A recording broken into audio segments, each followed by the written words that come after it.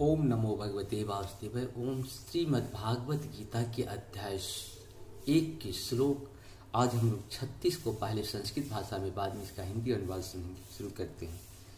पापमेवाश्रयेत अस्मानः पीतानात् तायिनः तस्मानर्हां वयं हन्तुः धृतराष्ट्रेषन् बान्धवान् स्वजनैः हि कथं हत्वा सुखिनः श्याम।